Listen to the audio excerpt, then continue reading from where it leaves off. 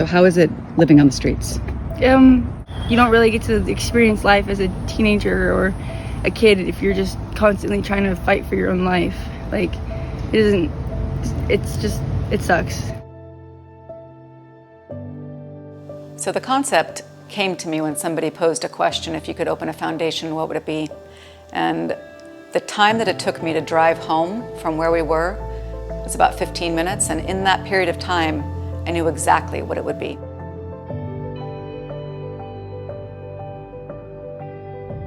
I want to open a ranch to bring our homeless teenagers onto the ranch to learn how to feel and experience a sense of connection to themselves, first and foremost.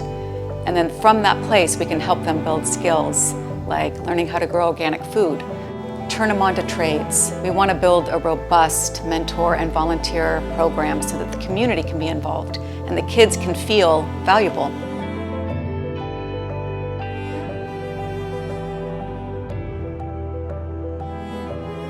One of the things we are lacking and not doing well in our community is coming around, supporting and undergirding our youth that are struggling.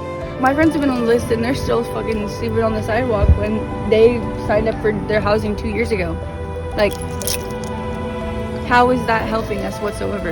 As recent as the governor's funding proposal for homelessness services in the state, it's sad to see the metrics bear it out that there's not a lot of funding being spent on children needing help around experiencing homelessness.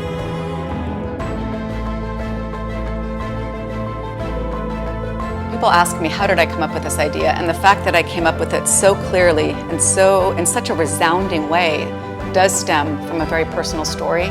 My sister was diagnosed 28 years ago with schizoaffective bipolar. 20 years ago, our mom died. And from that point forward, our dad and I became warriors on the front line for my sister over and over and over again. And I lived firsthand what it's like to watch someone that I love on the streets in the dead of winter.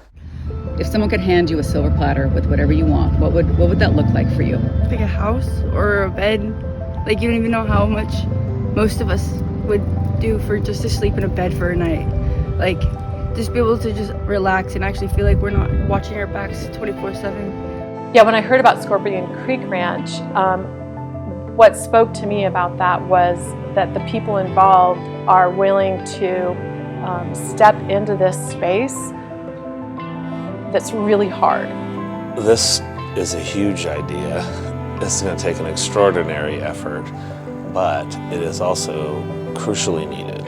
After they spend time on this ranch, there will be a secondary transitional housing spot in town so the kids can move from the ranch, which is going to be rural, into town, and have a bridge where they get to start to implement more so on their own. Again, first and foremost, a connection to themselves, but then also the skills and the ideas of all the possibilities that we will help them understand in this transitionary place, and then help them launch out into their own life.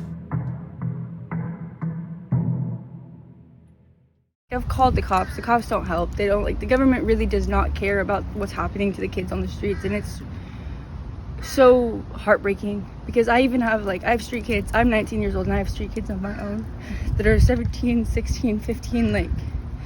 These are kids that should not be on the streets whatsoever, and it's so hard to deal with what they're going through and what I have to go through as just a young girl myself. It's really hard. It genuinely really is.